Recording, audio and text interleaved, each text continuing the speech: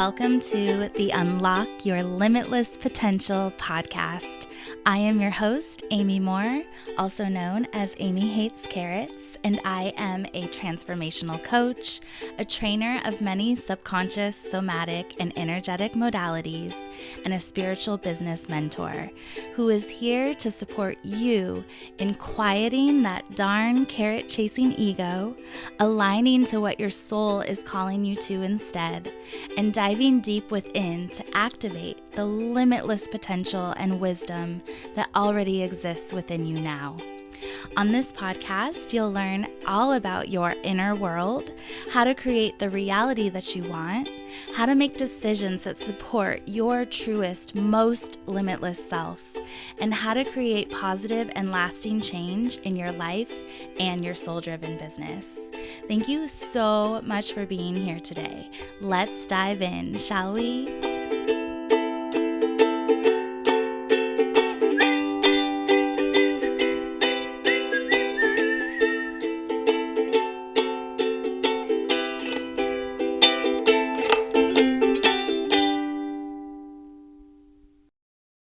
Hello, everyone, and welcome to today's Unlock Your Limitless Potential episode with Russell Ross.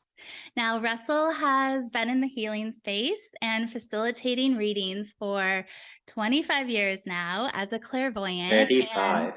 35, dang, I love it. And I think it was like 3 or 4 months ago, I received the most transformational reading from him. I felt so safe, so seen, so supported in his loving energy.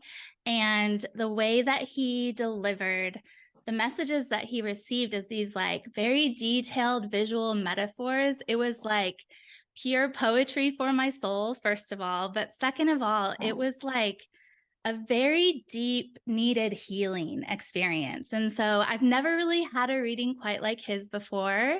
And I knew in my heart in that moment, I was like, I have to tell my community about him. I have to spread the word, like this guy is magical. So over the years, and we'll dive into all of this today, but he has been teaching meditation, development to groups all over Australia and New Zealand, doing psychic shows and festivals and venues and clubs. And he utilizes spiritual healing, color therapy, sound therapy, and crystal healing in his work.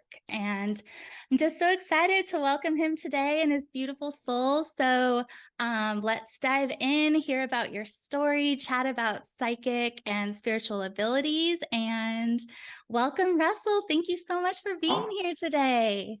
Thank you so much. That was absolutely lovely. Thank you. I really appreciate that introduction. Of course. And an extra big thank you because it is extremely early in Australia time compared to California. So thank you for being so flexible with that as well. That's not a problem when you're dealing with time zones. Yes. and you got to learn to get them right too when you're dealing with time zones. Yeah, exactly. Yeah. Exactly.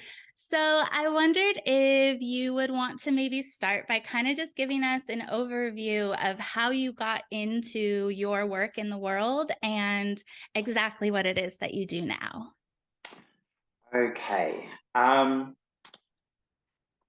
I began pretty early. I think I was about 19, 20. And I come from a religious household. My dad was a Uniting Church minister over here in Australia. And my mother was even more religious than my father. So I sort of like at the age of 13 realized that the formed religious church didn't really work for me and stuff like that. And also I was a very angry teenager. So I sort of like, spun off doing my own thing, I suppose you can say. And I didn't have much choice, I suppose you could say.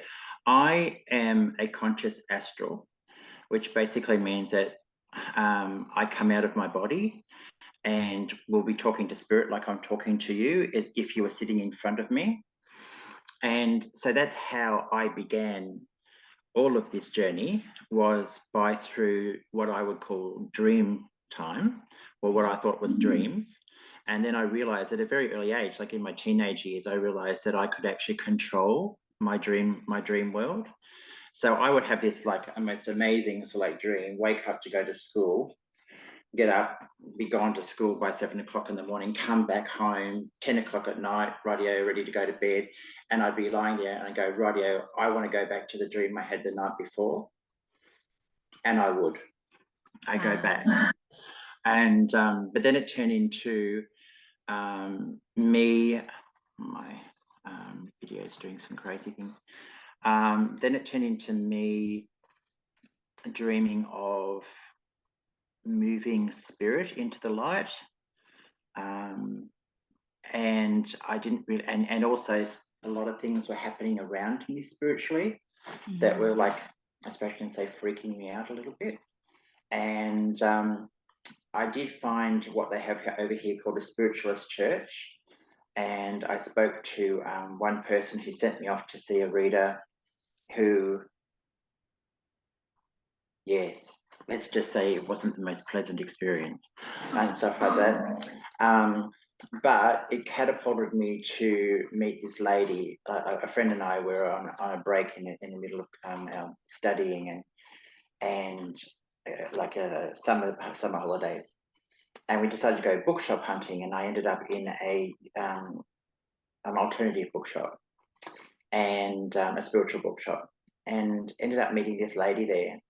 And I was told to see this lady, and she just changed my life. She became one of my best friends at the time and stuff like that over a period of time. She was an empath herself, and she literally sat in front of me. Like, she came in, I went into her room and she sat in front of me and she put her hand over my tummy and she just goes, no, no. And she had a friend sitting in the corner taking notes, and all of a sudden she started to scan my body, and I could actually feel her moving through my body, and right down to my blood pressure, everything she was taking just by like putting her hand in front of my tummy. And I'm sitting there going, she finished saying what she was saying, and I looked at her and I went, I want to be like you. And she said, no, be better. And so that was the beginning of me.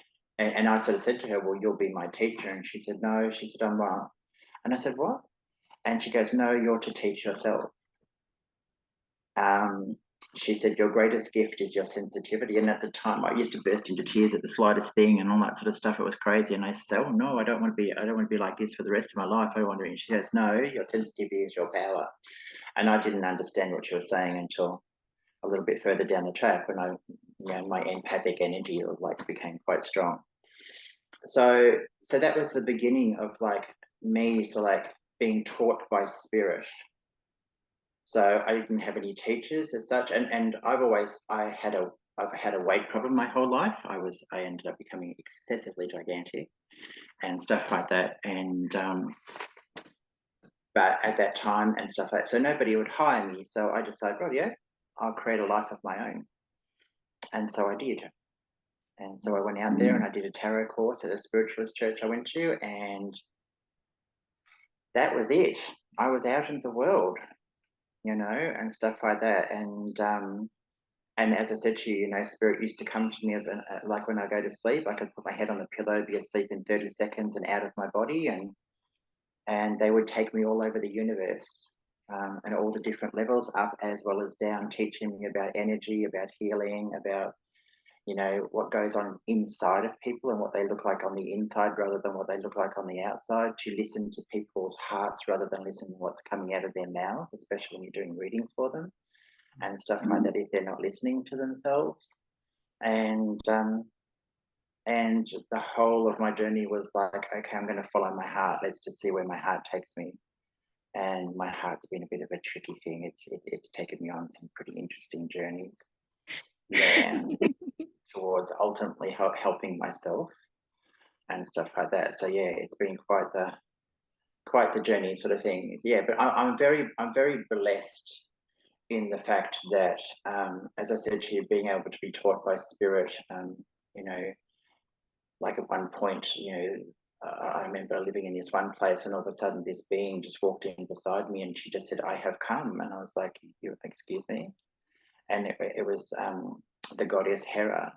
And she said, the old gods have come to teach you. She said, we will be here and stuff like that. So next thing I know, I was flying around Olympus and stuff like that, and going riding on Pegasus and coming out of my body, flying along the ocean. And the next thing I know, I'd be down in the ocean. I'd be in the middle of the ocean thinking, oh my God, and a whale would come up from underneath me and lift me up and carry me through the ocean. And we'd go down under the water and we'd do healing on all the ocean beings and all that sort of stuff. And yeah, it's been quite a magical ride, so to speak.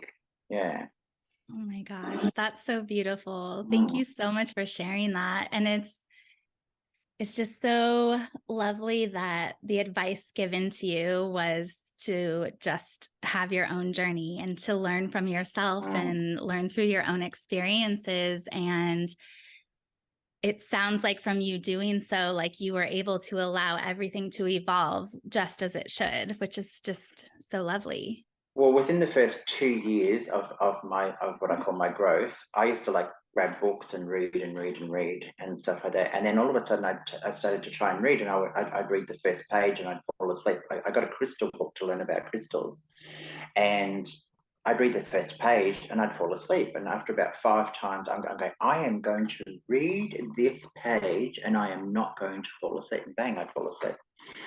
And Spirit came to me and they said, you are to put books down. And they said, you are to learn from your own knowledge, not from the knowledge of others.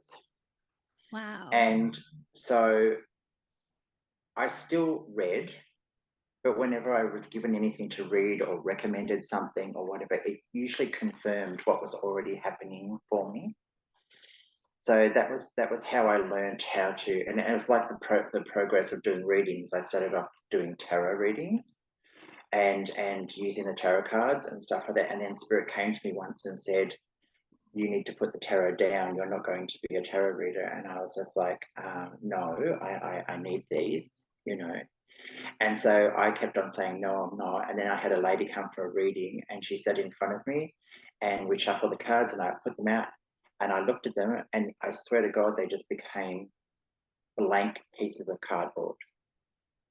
And I'm sitting there looking at this woman and I'm looking at these cards and I felt, I said, can you just like shuffle them again? I said, I think we just need to have another little go. And boom, blank pieces of cardboard. Literally, I couldn't even see pictures on them. They were just blank. There was no energy from them, no nothing. And then I looked at her and I had this feeling come inside of me. And so off I went. I just started speaking. And I did the reading, totally freaked out and said, don't do that to me again. And they said, put cards down. So I couldn't fully take that jump from being a card reader to being an empathic. So I got crystals. I had a lot of crystals. And so I put them on a little table and people would come in and I'd say, choose a crystal. And whichever crystal they chose, I would know instantly what was going on inside of them, like what was the starting point within them. I would get them to hold the crystal whilst I was doing the reading. And whilst I'm reading, I'm channeling healing energy towards them. And it's going into the crystal and generating through that part of themselves as well.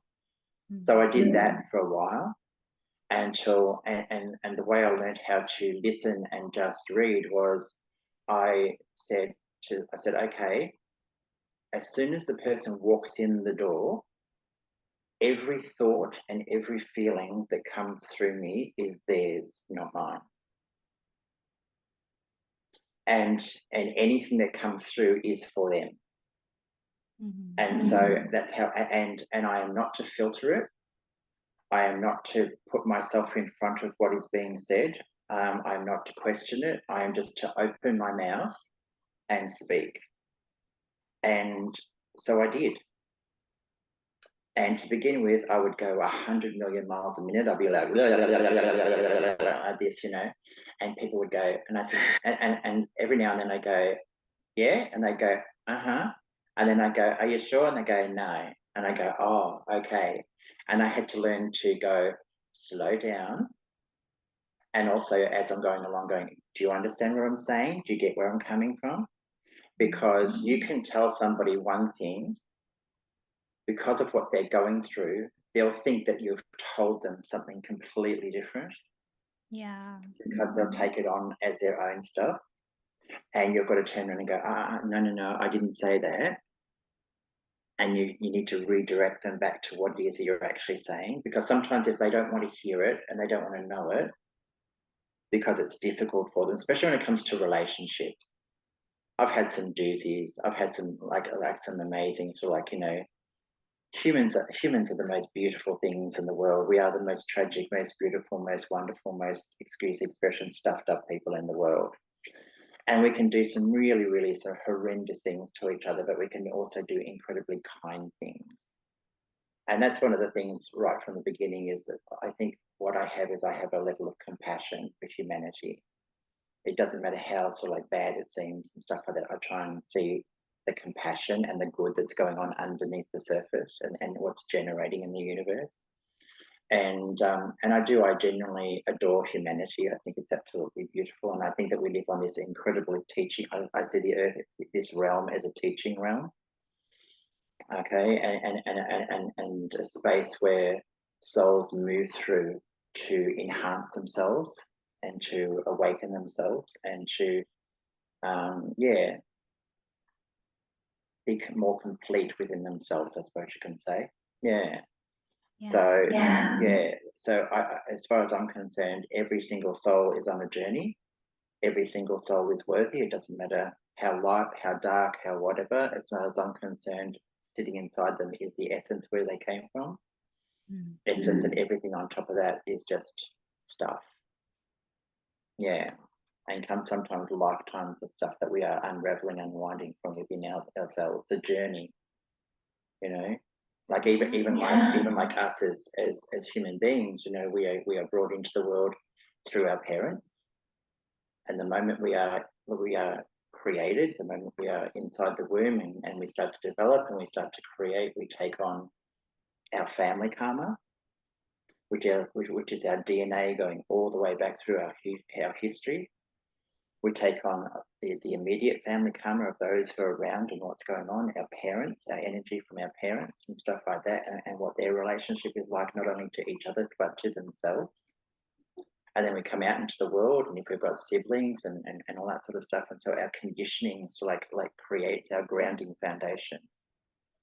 And then Absolutely. yeah, and then as we start to grow up, we start to question some of that conditioning and stuff like that. And some of that conditioning, it's like what I say to people, like when they're looking at themselves, you know, it's really important to be able to look at yourself and accept all aspects of yourself, because there are some aspects that can never change. There are certain traits that you have that will never change, and that's the part of the self that you need to learn to work with, both good and bad, you know.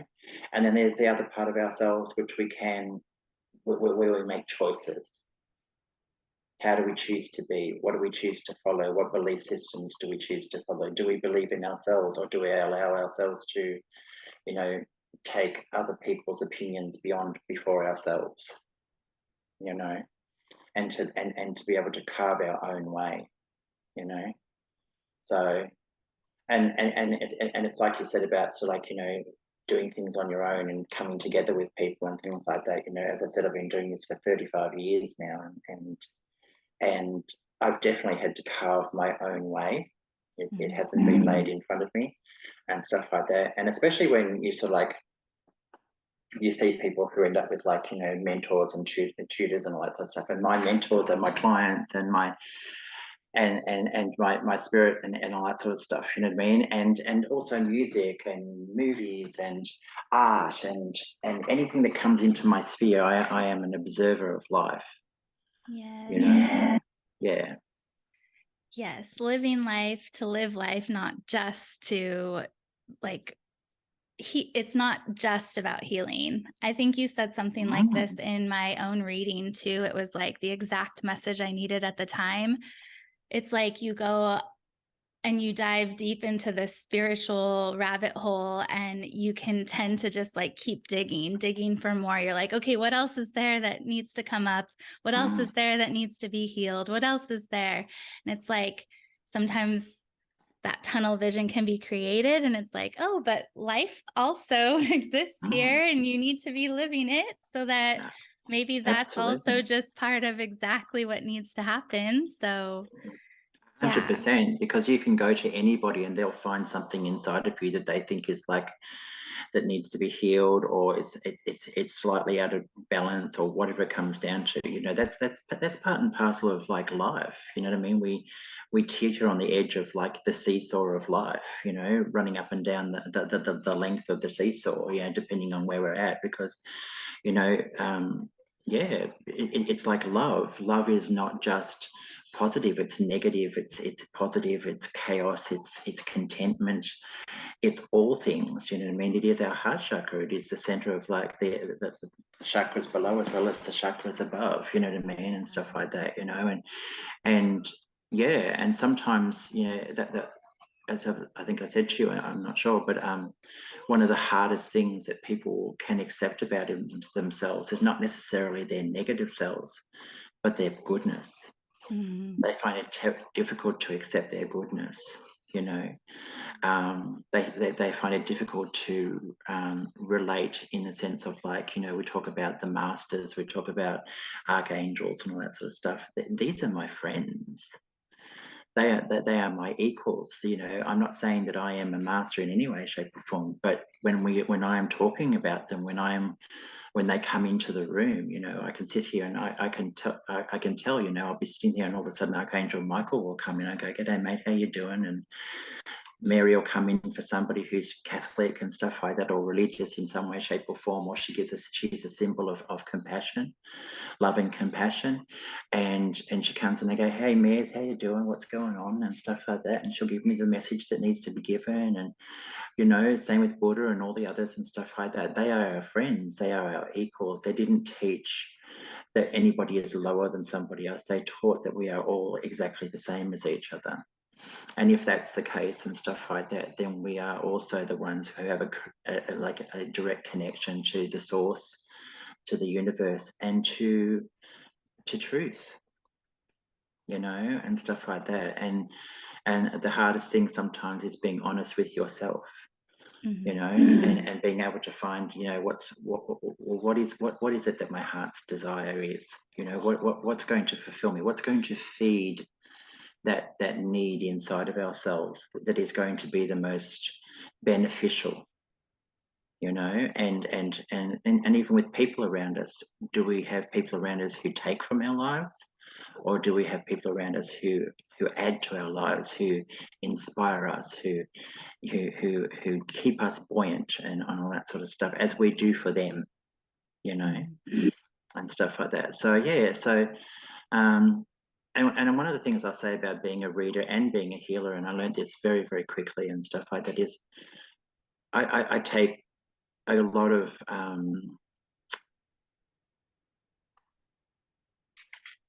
to know that you have somebody's life in the palm of your hand and they will listen to what you're saying. Like, people will actually change their lives by what you say. And that's a huge responsibility, you know. I remember once this lady, I told her about, you know, I could see her moving to this country town in sort of like Queensland with her family, and it would work out for her and be better and stuff like that. And she messaged me 5 days later and said, "I've done it." And I was like, "Excuse me?" And she said, "Yeah." She said, "We're going." She said, "I've told my husband and my children, I've taken them out of the school, we've got a place to go to." And I went, you know, you told me it was going to be okay, so we're going, Oh my goodness. you know. And it's like, wow, okay, this not just her, but this family of 5 have changed their whole entire direction in life because I said it was going to be okay. And that's huge. It's absolutely huge. Um, when you're dealing with people who have religious backgrounds and stuff like that, I remember I used to work in Liverpool, and it's a very multicultural space. And I remember one day this Somalian Muslim family came, and the mother couldn't speak English, so she had her 10 children with her, and she was 52 and she was pregnant with her 13th child. And one of her sons had fallen in love with this little girl over in Somalia and was going back over there to be with her, and they were getting engaged and stuff like that.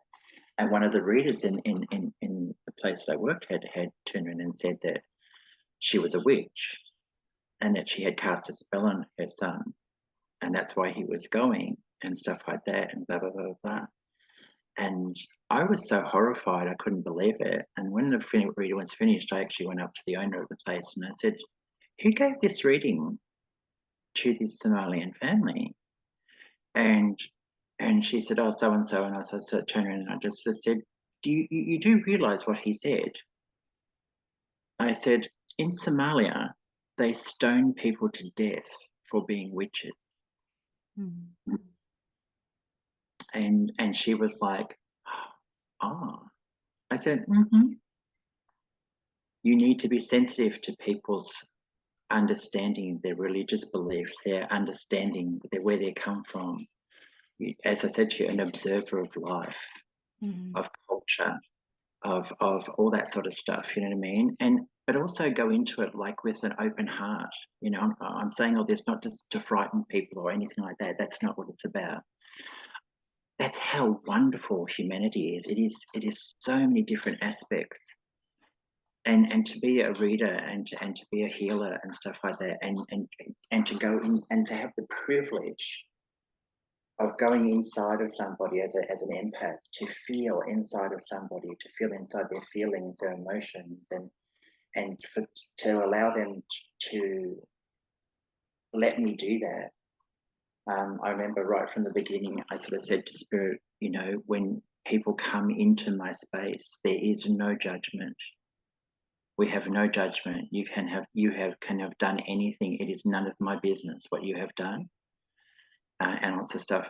I am here to help you with whatever it is that I'm here to help you with, from the tiniest little thing to the largest thing. It doesn't matter.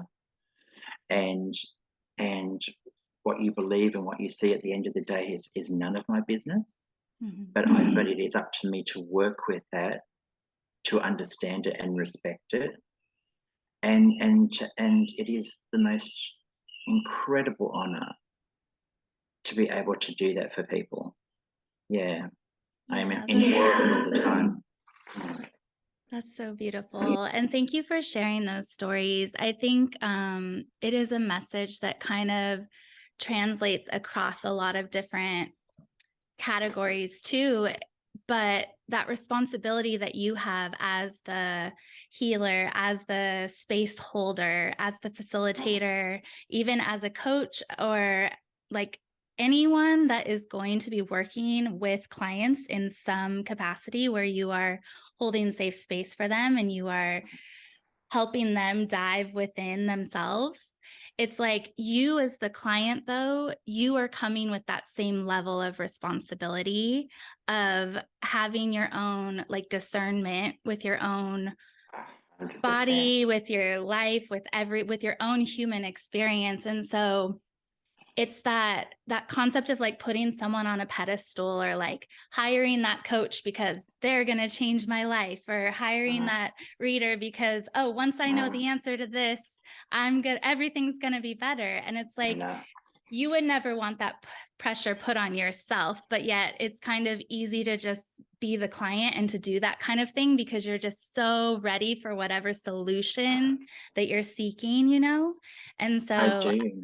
I I, love I that you brought that up, because everyone just needs to approach it, whether you are the client or the facilitator, no, with that's that fantastic. responsibility. I agree 100% because yeah, no, no, no, no. Because I say to people all the time, you know, remember, I'm just the clairvoyant sitting here telling you what I see. This is your life. Yeah. This is your life. These are your decisions. You know, the same as when I see people who like relationships with people and stuff like that. The heart is a very complex thing. You know, when the heart wants what the heart wants, oh my goodness. You know, I've done readings for very powerful business women who in their everyday lives are the biggest, you know, life kickers and movers and shakers and all that sort of stuff. But in their personal life, oh my goodness. And and they pick up these lame ducks and stuff like that, and they want to like look after them or heal them or make them better or whatever, and you say to them, what are you doing? You know what I mean? Or they'll get themselves into affairs with married men and stuff like that, Mhm. and they'll go, oh yeah, but he'll leave her, and like, no, he won't. You know what I mean? And stuff like that. And it's a real, you say to them, if you were counseling one of your friends about what's going on in your life, well, oh no, I'd be telling them no, I wouldn't be doing that. And I said, you know, but you've also got to stop and look and go, okay, yep, they're in this situation. It's not going to stop. They don't want it to stop. They're wanting you to tell them that it's going to be okay. Yeah. And so you turn around and you tell them the truth. You go, you do realize that they're not going to change. You do realize that this is the situation. And this is both for men and women, not just women, but it's for both men. And so you do realize that they're not going to change. This person is what they are, and that's it. And that they are emotionally unavailable. And you'll probably only get about 10 or 20% of them, and they're control freaks and stuff like that, or whatever it comes down to. And it's not going to change because that's essentially who they are. And yeah, but, and I go, okay, let's have a look at it. Let's have a look and see how we can do this. Let's look at this situation. And it can be relationships, it can be work, it can be whatever. And you can say, okay, you're going to do this anyway, because this is what you feel you need to do. And if that's what you need to do, then fantastic. Let's see if we can get the best positive outcome out of this situation. Yeah. And so that's what I feel my job is to be truthful and honest and be able to say, okay, this is how it's going to unfold, but let's prepare you along the way. Let's turn around and say, okay, you're heading towards this, and this is how I'm seeing it unfold. So when it hits you, be aware, this is how you're going to feel, this is what's going to happen, and stuff like that. And you can be prepared in the back of your mind. And instead of you falling and going into anger and hurt and pain and like doing a whole flip out thing, you can stop yourself and go, hang on a second. And instead of you falling, you can stay stable. And instead of, because once you start to fall, you start to lose perspective, and they start to lose themselves. And especially with like subtle forms of like manipulation and all those sorts of things. And we're talking about, at the end of the day, we're talking about the self. We're not even talking about the other person. We're talking about subtle forms of manipulation with the self. Yeah. Because at the end of Absolutely. because at the end of the day, they don't believe in themselves enough, or they don't think that they're lovable enough, or care that they're supposed to be cared for enough. And I can tell you, one of the big things is talking to spiritual people and healers who become their partners, therapists. Mm-hmm. Big no, Yeah. and stuff like that. You're there to be their lover, their partner, their friend, their confidant, the person they have out like tiffs with and arguments with, whatever it comes down to.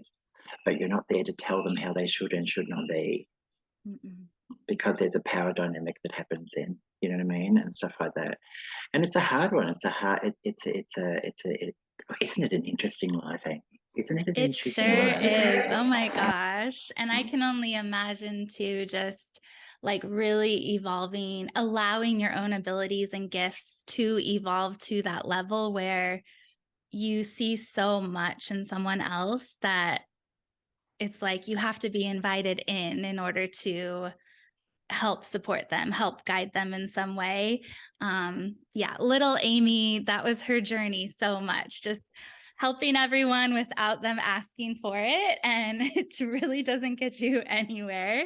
You are inspired by the people closest to you, your family, your friends, your partner, everyone. It's like, well, that would be the easiest person to help with all of these gifts or these tools that I've invested in or whatever. But it's like, you have to have those boundaries for yourself. and allow Absolutely. that relationship to be the type of relationship that it is. But the clients that you have, that's who you're working with. That's who you're here to serve. 100%, because when you're dealing with things like family and the people who are around you, their journey is not your journey. And it was, and that was a big learning curve for me, especially with my parents and my family, because my family is not spiritual in any way, shape, or form. As I said, my parents were both religious, and my mother, I adored my mother and stuff like that. All I ever wanted was for her to be my best friend. I was everything that was abhorrent to my mother. Mm. She was ashamed. I never doubted that they loved me. That never was an issue. They did not like me, because I was the last child of four, and there's 16 years between me and my elder sister. And so they were sort of like probably tired of children by the time I came along and was like at the end, and became a very defiant child that stood there by the age of like 12 and 13 and went, well, no, and was looking for them to help me and to support me, and all she did was feed me. Mm. So you're looking at somebody that by the time I was 13 years old, I was 121 kilos. I'm not sure what that is in pounds. I ended up, I ended up by the time I was in my 20s, like when I finally stopped, I was 330, which is like 770 pounds, 700 pounds. I have lost 150 kilos. So and it started like, it was interesting. We're talking about conditioning. My mother, who was always healthy, ended up having 7 mini strokes in a matter of 3 months, and ended up having to go into, she got the beginning of dementia, and had to go into a nursing home.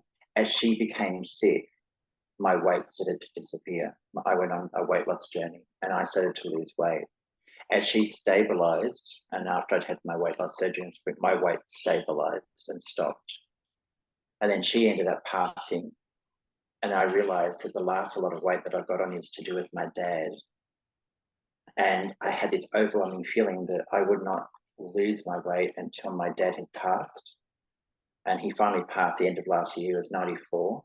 And I have kick-started my weight loss journey again, and exercise journey again, and stuff like that. And it was like, I remember coming out of my body once, and my dad was standing in front of me spiritually, and I made this almost like this spiritual pact with him. I said that I would not shine my light in this world until he was gone, so I would not hurt him or harm him, and stuff like that. You know what I mean? And yeah, it was, and I think it's a little bit like that, in the sense of like, we getting back to sort of like, I tried very hard to like awaken my parents, and I thought I was doing really, really well.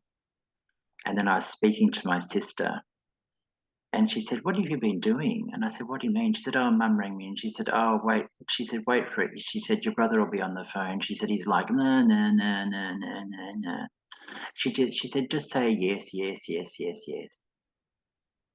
And I realized, oh my goodness. And I had to get past all my resentment and my anger and my frustration, and finally like stop and stand still and look at them and go, this is not their journey. They will never see you. They love you. Yep.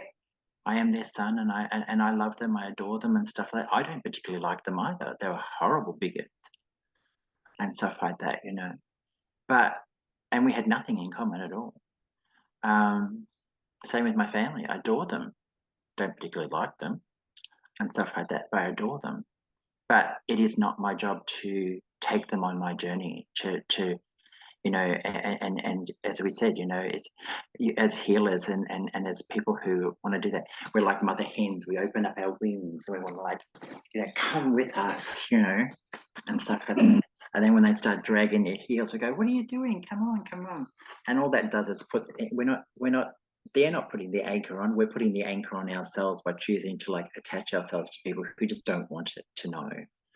and stuff like that. And so, yeah, it's a hard one when it's the people closest to you that you love the most and stuff like that, who you would love to see them come into that space of understanding and caring and knowledge and stuff like that. But on another level, my dad, as a Uniting Church minister, he did not come from a religious family. But as a minister, I will take my hat off to him. He was amazing. He would go into these churches that would have virtually no people. And by the time he left 3 or 4 years later, it was a full church every week. You know, he would minister to all the people. He would be like in and out of their houses all the time, helping them and being there for them and stuff like that. He was an incredibly compassionate and caring man and stuff like that, who helped many, many, many people who were in that lane, you know, and my hat goes off to both of them. You know, my mother was the same. You know, she gave of herself incredibly, you know, and stuff like that. She was always, God will provide, God will provide. Yeah, okay, mum. Yeah, okay, and stuff like that. You know, but she, you know, they were great people. They did their best. And for that, Yes, I love them and appreciate them. But they were not meant that their journey was not my journey, and vice versa. absolutely. Yeah, and And you've got to it's like remember that. Sorry, I was going to say, you've got to remember that with clients as well. You know, yes, you as a healer, you've got to actually have the ability to look and as a reader, to look inside of them and to understand what you can and cannot say and what you can and cannot do for them. And because again, being in a space of no judgment, you're not there to decide how they're going to take your information, how they're going to take what it is that you do. You give them what it is that you give them, and then you let it go. Because once it's come out of you and you've handed it over, it is no longer yours. It's theirs to do with what they choose. The energy that you give them is to do with what they choose. If they choose to use it for positive, then fantastic. And if they turn it and they take your energy and they turn it back in on themselves and use it for negative, then that's their choice. That's their journey and stuff like that. You know, you can't. Yeah, and yeah. So we do our best. yeah, everyone is doing the best they can with what they Mm. have. And it's so interesting. You said this earlier too. Like you hear what you want to hear too. And it's so interesting the field that you're in because in a session with you, you are channeling all of this information and there are questions asked, but it is quite different from coaching, which is the bubble that I'm in, where you are asking questions for that person to come up with their own answers. And so it is definitely that added element of really trusting the process, surrendering to it, and again, entering it with that loving, judgment free energy that you do, and just trusting that you will deliver the message they need to hear and that they're going to hear what it is that they actually need to hear. That's right, 100%. And sometimes it veers off in directions you would never expect it to go. You know, sometimes you run across people that that surprise you, that sort of like take what you give them and run with it, and on levels that you never would have expected in your whole entire life. You know, and you think you're there. I remember meeting a couple, and I met the husband, and I thought I was there to help the husband, but in the process, I put this lady. She wanted to learn tarot, so I put her very first pack of tarot in her hands, Mm. and she has just she took she grabbed those pack of tarot, mate. I'm telling you, and she just went beyond anything I could ever. She went and she became a Reiki master. She became a remedial therapeutic masseur. She opened up healing centers. She ran retreats. She ran like festivals and all that sort of stuff. She went beyond with her intuition and all that sort of stuff. Like her and her partner eventually broke up, but ultimately, and he faded off into the background and stuff like that, and went into his alcoholism, where she just like exploded in the most incredible way, and stuff like that. And there I was thinking that I was there for him, and I wasn't. I was there. I met him so I could actually like help her, Yeah. and all I did was say, "Oh, I've got a pack of tarot here. You can have." And I handed them over, and she goes, "What do I do with them?" And I said, "Oh, look, they're picture stories. You can just go look, blah blah blah blah blah blah blah." And she said, "Oh, really?" And I said, "Yeah, don't worry about the book." I said, "You can use the book just to get an idea." I said, "But let's have a look, see, like, and things like that." And off we went, and I showed her the basics and things like that. And then oh my goodness, I couldn't be Amazing. more. You know, I am so proud of the people who have sat in my meditation groups and healing groups and things like that. You watch them,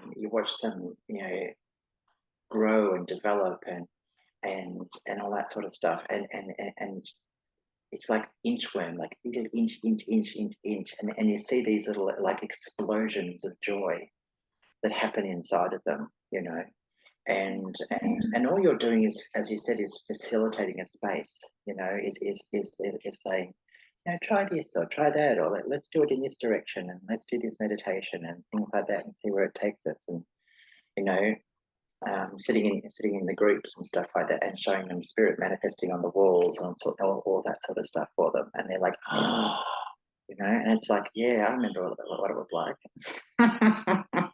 you I know. love it. Oh, it's so beautiful. And it's seriously, it's like the core message of exactly what this podcast is, what my business is. It's like we are so limitless and everything we need is within us. And it's just a matter of like allowing ourselves, first of all, allowing it to be there, acknowledging it, trusting it, and just knowing like the answers you seek are within, the information you want is within, everything. And people and opportunities are just always being presented to you. The more that you embrace that, the more that you allow yourself to be the truest, most limitless version of yourself, the exact pieces are being put in your path to guide you to the next step, to guide you to where it is you want to go. And you're so divinely led, like in every step of that process. I remember, like the lady who got me into spiritualism, she sort of said to me, she said, "We are only limited by our energy is only limited by our limited imagination." Mm, So she said, "Don't ever limit yourself, allow it to expand." And so as like in my like learning as an empath and stuff like that, I used to sit and I used to allow myself to feel inside myself, and I would sit and I would go inside my heart and I'd go inside myself, and from inside myself I would channel out healing to the world and to the universe and all my friends and family and then out into the world. And from that, I could feel the whole world. I could feel all the layers within myself, and then I could reach out, and then you could feel the world. And in the same moment, I could reach across and go, okay, there's Africa, there's America, there's this and this and this, and then I could actually zone in and go, right, yeah, there's this person, this person, this person, this person, this person, this person, this person, and to go into the stillness of the center and allow yourself to allow yourself to feel from inside the essence, and it goes beyond negative and positive. Beyond negative and positive is all that is, and stuff like that, because there is no separation and there is no time and stuff like that. So you go beyond time, you go beyond space, beyond separation, and you stand still and you allow it to just move through you like a dance moving through you. Yeah. so beautiful. I love that. I love that metaphor so much too. It's just like a dance. It is a dance. That's why I love, like, before I do readings, like to set up to do a reading for somebody like yourself and things like that. Like even before this podcast, um, if it's a little bit later in the day, I put my music on. My neighbors know me because of my music and stuff like that. And I'll play all sorts of music from, like, because I'm like, 67 born, so like 70s and 80s like dance music and all that sort of stuff. So, I put on my dance music and stuff like that. And then off I go and I sit here. Like, I remember like getting ready to do a reading for a lady, and I was like moving through her like face to face, and she looked at me and she goes, "Oh," she said, "Look at you." And I said, "Sorry." She said, "I haven't come across one of you in a long time." And she said, "You're an energy weaver." And I was like, and I never knew how to explain myself because I use my hands and stuff like that, and I go through, and so what I'll do is I'll sit here and beforehand, and I'll look at you in my mind's eye. I'll start to channel healing and get my energy moving with the music, and then in the midst of the music, I'll call upon your essence to come forward, and I ask your essence to come forward, and then once I feel your essence and stuff like that, I go, "Hi, Amy, how you doing today?" and stuff like that. And I go, "Okay." Take a great big deep breath for me, just like I do when I've talked to you on the phone. And I go, right, solar plexus, solar plexus, solar plexus. And I start moving through you. And I go solar plexus, sacral, down to the base of the spine, grounding foundation, grounding foundation. And I'm singing and toning the whole time with sound therapy, going right through you and unraveling. And I go, okay, there's a spot there, there's a spot there. It runs down the left leg. Left leg is to do with like putting your best foot forward and all that sort of stuff, apprehension. Up into the solar plexus, back up into the heart, down, sacral, into trusting the self, and back up, heart, throat, up into the third eye, crown, up into the source, in connection to spirit and the universe. And then once I've done all that, I go, right, ready to ring you. And off we go. I love it. Now, do you mind sharing like how you open yourself up completely in that way while still protecting your own energy? Okay. One of the things that Spirit have taught me, when I first got into spiritualism, I got into this. I was led to go to the spiritualist church. Met some interesting people, and they were very big on protection and putting bubbles around yourself and locking down your chakra points and all that sort of stuff. You know, we do meditation, and afterwards she'd say, "I want you to shut down yourself. I want you to shut down your chakra points, lock them with the locks and all that sort of stuff, and wrap bubbles around." And I'd come home and I'd go to bed, and Spirit would turn around and go, right, you now need to open yourself up. And I go, oh, but they've told me. They went, no, not only have you shut out anything that you are frightened of, you've also shut out us. You turn the light switch totally off and it's You do. not on any longer. No. Okay. And I realized very, very quickly that like attracts like. Mm.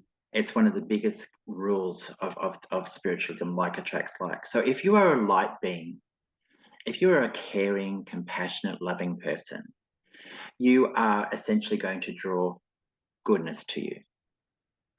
Whatever negativity you draw to you is for your learning lesson, for your understanding. Okay? As a healer and as somebody who heals and has done house clearing and lots and lots of stuff, right? And had very dark energies come to me to be healed. That was my very beginning. Okay. I had to learn that all they were was beings in pain and hurt. They were suffering. And when and just like an animal or a person who's hurting, they get angry and bitchy and nasty and if it lasts a long time, they get resentful and spiteful and do you know what I mean? And stuff like that. And stuff like that. And it twists and it warps the shape and the form and depending on on what form it's in and stuff like that, you know. And so you have nothing to fear than fear itself. You are protected and looked after you. You have beautiful angels around you.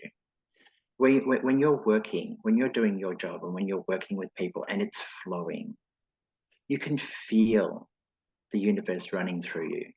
You can feel how looked after you are, you know, and stuff like that. And so my check on myself is that, as I said to you before I started reading, this is for myself. I have my little ritual that I do for myself. I ask that I be able to see, hear, feel, sense, and know the truth within myself so that I can see it within another. And if anything negative comes to the surface, it is to be cleared and sent to the light. And because I am a healer and stuff like that, there is an energy that runs through my aura. So as I walk through this world, if anything negative comes anywhere near me, it knows that if you touch me, you will be healed. Mm. So don't even try. And the only ones that do touch me, if at all ever, are the ones that are asking to be healed. Mm-hmm. Please, healer, help me. You know?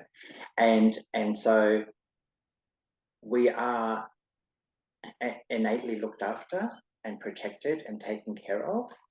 And but at the same time, we have to take responsibility and look after ourselves. You know, I do like clearings. I have like a crystal bowl that I sing through my house, Tibetan bowls that I sing through my house. My biggest thing is music. I listen to music and I tone with my voice. I do all the notes of an octave. I can do it like, I think I've got like a 2 to 3 range octave in my voice and stuff like that. So I sing, and I sing my chakras, and I sing that, and I sing the house. I turn in and I say to the house, "Hello, house. How you doing today?" And I go, I'm gonna sing the house, and I'm gonna sing my whole area. So I sit here and I channel healing, and I go down. I go down into the earth underneath me, into the grounding foundation I sit on, and my house becomes a beacon. And as I am doing all that, I see my house going whoa, whoa. And I ask the house to become part of it, because your house is an entity in its own right. Mm-hmm. It has a consciousness. You look after it, it looks after you. You know, so I put energy into it, and the land and the earth, and I ask for the positive forces of nature, the trees and all that sort of stuff to come, and the fairies and the gnomes, the elves and all that sort of stuff, and all the nature spirits to come. And I say, "Come, my friends, let's do this." And all together we sing. So beautiful. I love Yeah, that. yeah. Oh, thank you for sharing that. That is such a beautiful picture too, just knowing your process. And yeah, it sounds so fun too. Mm.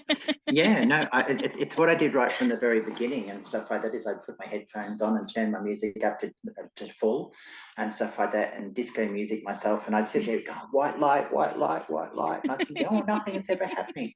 And then I realized, you know, yeah, you don't need to do it like that, Russ. Come on, all you need to do is just breathe.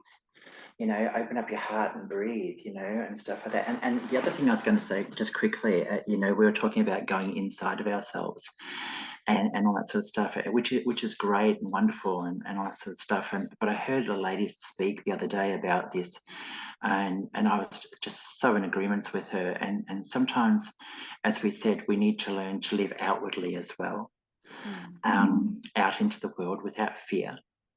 It's really, really important that we live outwardly. We can go inside of ourselves and discover worlds upon worlds upon worlds, which I have done, you know, as a morbidly obese man who, luckily enough, you know, I had spinal surgery 15 years ago, and they told me I would never walk again, and not from my weight, but from something else. And I can walk, and I'm at the gym at the moment trying to like get it, but I have been in wheelchairs for like 15 years and stuff like that, for longer motions and stuff like that. So it's been awkward. Um, and so, as somebody who has lived inside of themselves for a very long time, it has sustained me, it has given me purpose, it has given me growth and understanding and all that sort of stuff. And I would not be the person I am today without it. My challenge now is to live outwardly, is to go out into the world without fear, without shame, without guilt, without being, with all that sort of stuff. As a reader, as a healer, because I'm in my power in that, I can go out into the world, I can do festivals, I can stand in front of groups of 500 people and do psychic shows and healing and all sorts of stuff like that. You know, I can do all that sort of stuff without even blinking an eye. Still scared and nervous, but still do it and stuff like that. But as Russell, oh, that's a totally different thing, Mm. you know, and stuff like that. And now at the age of 55, I now have to learn to live outwardly and to step out into the world and know that I am just as looked after out there in the world as I am inside of myself. Mm. Yes, 100%. So beautifully said.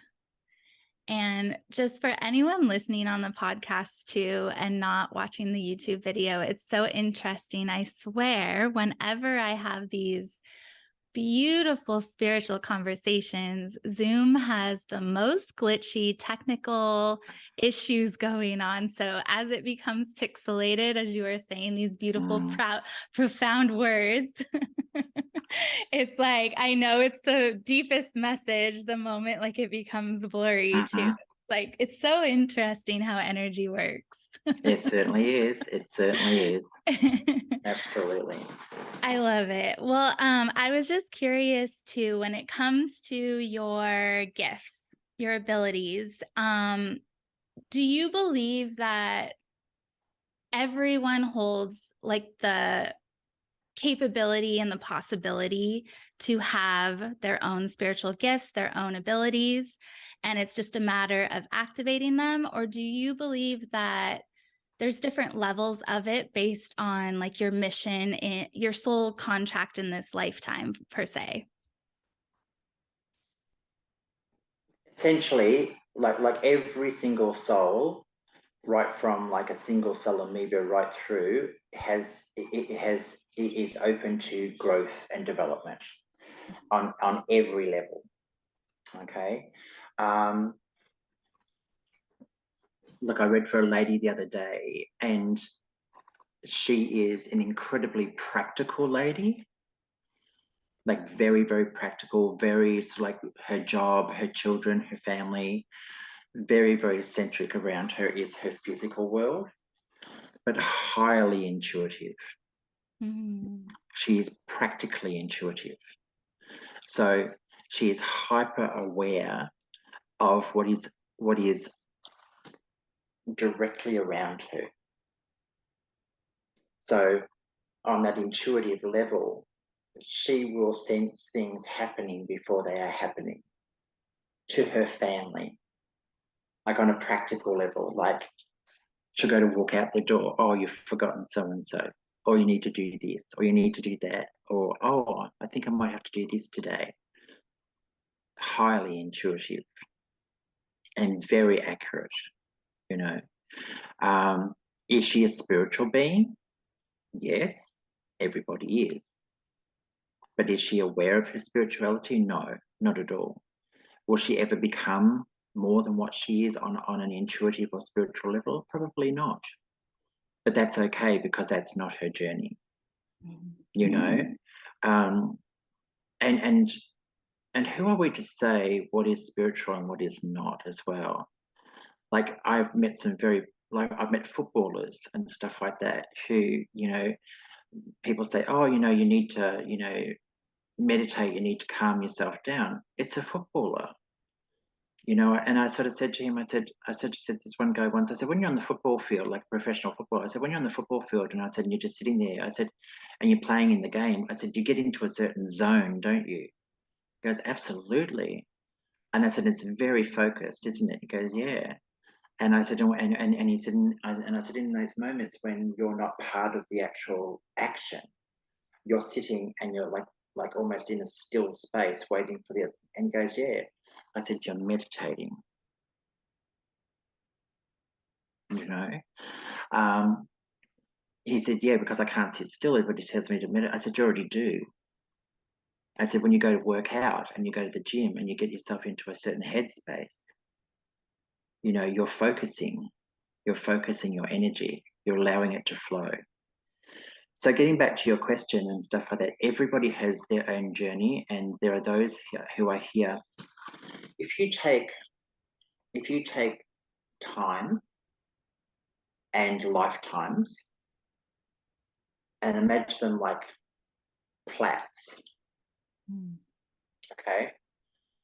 When I'm working with somebody, I unravel and unwind their timelines, and imagine them like strands.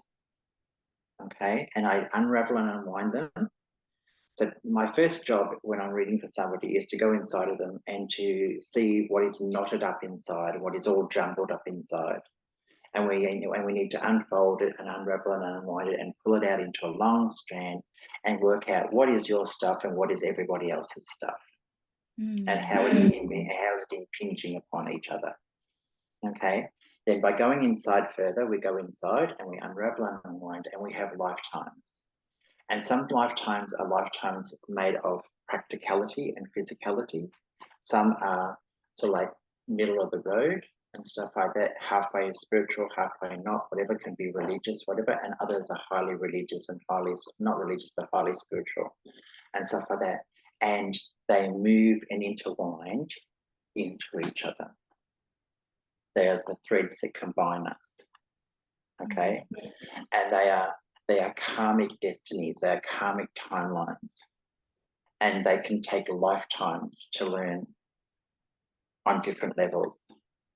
So you'll go through a band of like lifetimes of spiritual beings. So I know for myself, I've lots of lifetimes as like, priests and monks and all sorts of stuff like that, spiritual energies, like shamans, all sorts of things and stuff like that. But then when I look at other parts of myself, I've been very practical people and all that sort of stuff as well, you know what I mean? And things like that, even at the moment, to help me with my going to the gym and learning that it's okay for me to be a gym bunny and all that sort of stuff, or learn to be one and stuff like that. I called upon the energies of like the god Atlas and all the lifetimes I had lived as a physical, healthy, like exercise being. And so what comes up inside of me as a lifetime as a ninja and stuff like that, where my whole life was in training and physical training and diet and exercise and all that sort of stuff, So I draw upon that knowledge from inside of myself to try and help me in this lifetime, to give me the energy to help me, like, so when I'm on the rowing machine and doing the weights and stuff like that, that part of myself comes up and says, keep going, Russell, you can do this, you can do this, Love that. Yeah. Yes. So when we're talking about people's innate spirituality, and so everybody has their own, farmers. Are they spiritual? Yeah, they pray to the land, they pray to the weather gods. They talk to the weather. I mean, simple things like yesterday, I had to go to the supermarket last night and I came out and it had been raining and it was like full on raining. And I'm sitting there with a couple of bags of shopping, like with the wheelchair. And I said to Spirit, I looked up at the sky and I went, guys, you need to help me out. I don't want to get wet. If it's all right with you, I said, can you like tone it down a little bit so that it's not so heavy? I said, I don't know if it sprinkles. And so all of a sudden, and I went, oh, thank you so much. Went in, put shopping in, put my wheelchair away, got in my car and stuff like that. Down came the rain. I got home, I went, oi, come on. And on the way home, I'm saying to the weather people, can you help me out again? Did not get wet.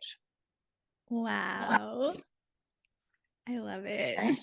Now, you could turn around and say I'm crazy in the head, but at the same time, if I, and you see, so yeah, spirituality is it's so diverse, isn't it? You know what I mean? And stuff like that. You don't have to be, you don't have to be a shaman, you don't have to be a healer, you don't have to be all that sort of stuff to be a highly spiritual person. It's just it comes down to awareness. And we are all capable of like delving into it if it's meant to be, if you want to open the door. But I will say one thing. I remember when I very first started, I was always told, if you open the door, you cannot close it. Yeah. And as you start to see, so you are seen. Know that you are seen. Yeah. Yeah. So, but how do you feel about it? How do you feel about sort of like, spirituality and where you're at with yours? Yeah, no, I love what you said. I think that we are spiritual beings having a human experience and choosing to be incarnate here on this planet at this time for a reason. So I think that like there are a lot more people called into the world of helping and serving others in bigger ways than maybe in the past, or maybe different timelines or something, because the world needs everyone to support each other in that way. And yeah, I think for me, the question is also kind of stemming from, as a child, I knew what spiritual gifts I had, and I definitely turned the volume down on them because of the opinions of others, and usually tied to religion in some way. And so like my mom burned my first tarot deck that I had as a teenager, and I've had family, you know, I've practiced yoga since I was so little. I've always been called to it, and I was told that that means that, or this is worshiping this, or all of these things. And so um as I have just turned the noise down from everybody else and really just embraced everything at throughout adulthood, I just find more and more now that I work with so many other people, I feel like we all have the ability, well, we have the ability to do anything. So again, I think the way that you worded it is perfect. It's like the awareness of it. And if you aren't called to that awareness, then there's probably a reason why. It's just not related to your soul's mission, like what it is that you are here to do, or not even that you have to do anything. It's just who you are here to be, the truest version of you. 100%, absolutely. It's interesting you talk about yoga, because when we first started talking, and on the carpet behind you, I could see you doing yoga and stuff like that. In my mind's eye, it was like all of a sudden I could see all this movement and stuff like that, you know. And but part of, like, you know, I talk to yoga people and stuff like that, and like, and you know, as a person who allows that energy to move through you and stuff like that, you know, you can also like take it another step further on a spiritual level if you want to, and like you start with the yoga poses and the yoga movements, but then you allow your body to just move. You allow the energy to move you, like you there's no form or structure. You just let your body unravel and just let your body move and let the energy move you. And in the process, what it's doing is it's unraveling, unwinding your grounding foundation and expanding the possibility and extending upon it and stuff like that. Yeah. Absolutely. Because that's what I could see inside of you, as I could feel your energy breathing and stuff like that, and I can feel you beginning to expand upon your grounding foundation. So it's like I'm seeing, like if it's like tentacles, like an octopus tentacles going out, and she's feeling her way. She's going, oh, look at this, and stuff like that. And it's like, oh, what can I create here, and what can I do here? But not just in one level, but on lots of different levels, like mentally, emotionally, spiritually, and physically, and stuff like that. And it is that beautiful dance on the inside, as you can feel your whole being like a tree swaying in the breeze and stuff like that. And then you go beyond, and you let go of control, and you're just like, okay. And one of the things I've been saying to people lately is like, sometimes we just need to get out of our own way. Mm-hmm.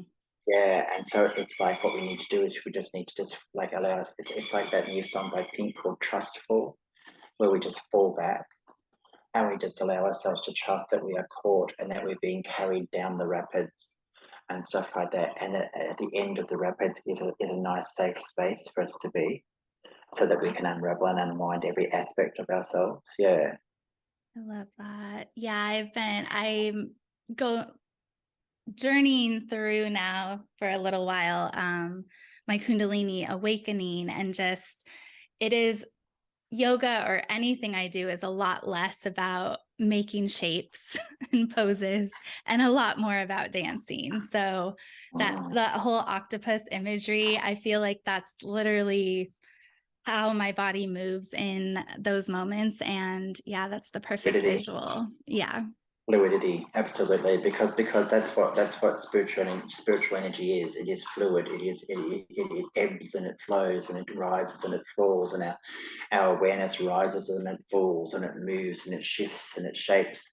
You know, as our understanding shifts and our shapes and stuff like that, our eyesight and how we see ourselves and how we understand ourselves and how we see and understand others shifts and changes and moves. So the clarity comes in and then it disappears and then it comes back in and stuff like that. And it takes moments, and some days we believe in ourselves and some days we don't, and all that sort of stuff, and we have this like ebb and our flow and stuff like that. But it's about being able to surrender that ebb to that ebb and our flow, and to not be frightened of negative feelings and thoughts and stuff like that. It's like they're there for a reason, and they're there to take us on a journey. And as healers, sometimes we're told by people, oh, we need to get rid of those feelings, or we need to get rid of this and get rid of that, and then why does it keep coming back over and over and over and over? Like depression and things like that. And I can remember once at one point I just turned around and I remember lying in my bed one day and going, you know what? And I was talking to my aloneness from inside of myself because I was on my own. And I was just like, I'm going to allow you to take me to where you need me to go. You keep coming back and I keep trying to avoid you because I'm scared of you and I'm frightened of where you're going to take me. But I'm going to trust that you're here for the right reason. And so I surrendered to my aloneness and to the depression side of myself, and I just surrendered and I let it take me. And it wasn't there to hurt me or harm me, it was there to show me something about myself, to take me to another level. And we can't dismiss our shadow self. It's a very important, it works symbiotically in connection with our light self. Mm-hmm. One cannot be without the other. I mean, my friend who helped me get into spiritualism, her spirit guide came through once to me and said, great light casts great shadow, you know, because they are of each other. So when you're in the midst of like, you know, those moments where you think, oh, I'm going to do my yoga or my exercise and I don't want to, but then you think, okay, let me just surrender and let's just do it and see what happens, even if it's for 5 minutes, 2 minutes, and you start moving. And you go, okay, I surrender to this feeling, now take me. And then you move with it. And you let it move you. And you let it deconstruct you. And then you realize that what it's doing is, it's if you can imagine like brickwork on a house, and the brickwork has come out of zinc. And the mortar that holds it together has started to crumble. And it is there to replace it. It is there to repoint those bricks. It is taking what has crumbled and what has fallen and what seems to be useless energy. But in actual fact, it's the broken bits that we cannot get rid of. We cannot change our past. We cannot like dissolve things that have happened and where it's been and what it's done. But we can take it and help us build upon ourselves. And so what we take is the broken pieces, and just like when you're putting like a retaining wall up, you bring it together, you surround it by chicken wire, and you form it, and and all those broken pieces become your grounding foundation of who you are. See, you guys, I told you he speaks in poetry, right? Like that's what I'm talking about. It's like pure poetry for my soul right now. It does. So beautifully said. Oh my goodness. This is how I phone's going off. I should put it on silent. This is how I was taught, you know, this is how spirit taught me. And they taught me through my intuition. This is not anybody telling me this. This is me sitting down, just listening and going and looking at a client or doing a client and going, oh, is that how it works? Oh, okay. Okay, that's a good one, you know. On to the next one, you know, or I'll be watching a movie or something like that and something said, or I'll read some poetry or something or whatever comes down to it, and I go, oh, and something will go click. I go, oh, You know, I find it really amazing. I can remember once working in this shop, and this person they created a crystal wand, this beautiful crystal wand, like which was made with shamanism and gold and lots of stuff. It was absolutely stunning.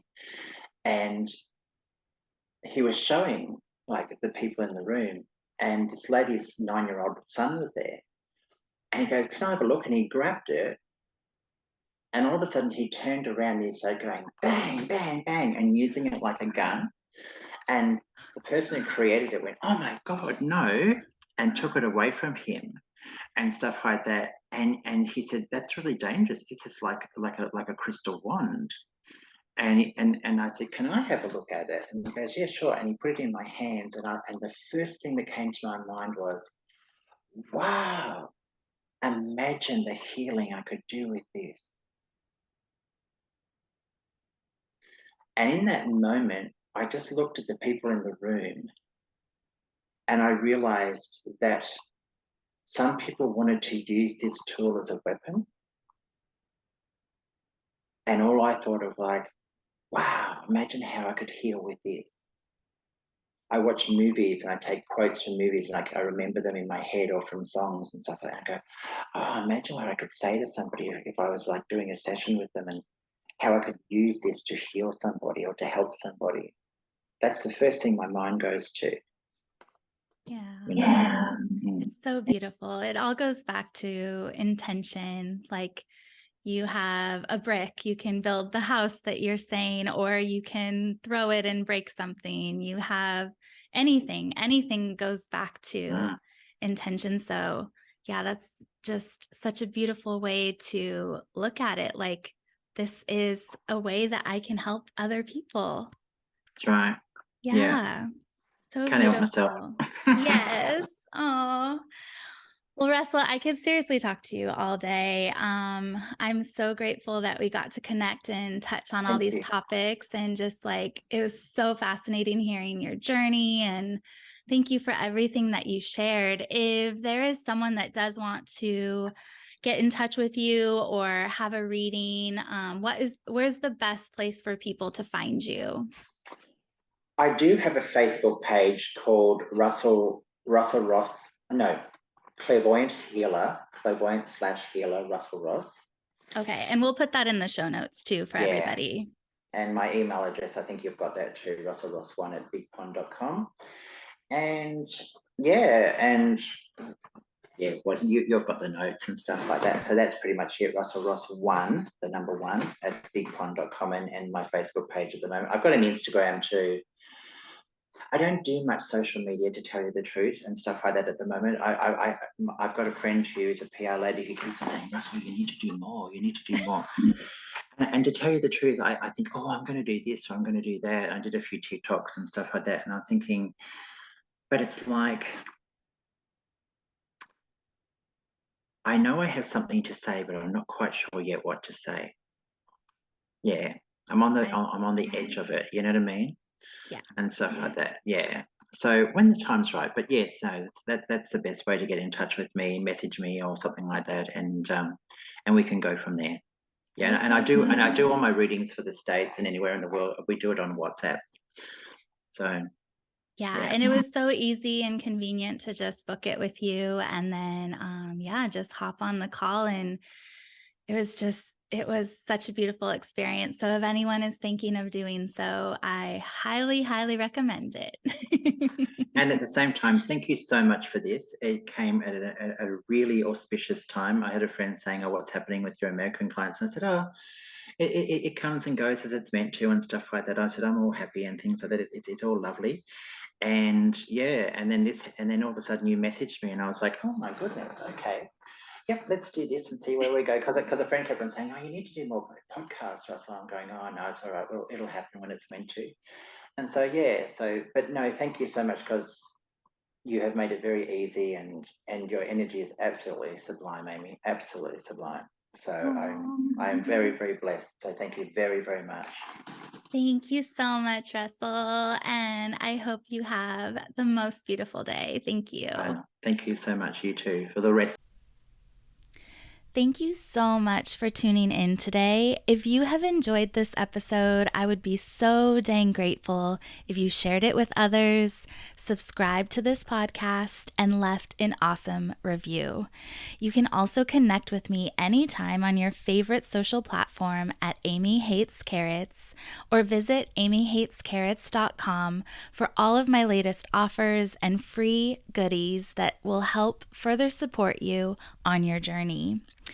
And just as a reminder, you, my dear, are truly limitless, and every single thing that you need is already within you now. You get to choose at any moment to live as the truest version of you and come home to the remembering of your unlimited power. I love you and your gorgeous soul so much, and I hope that you have a limitless day.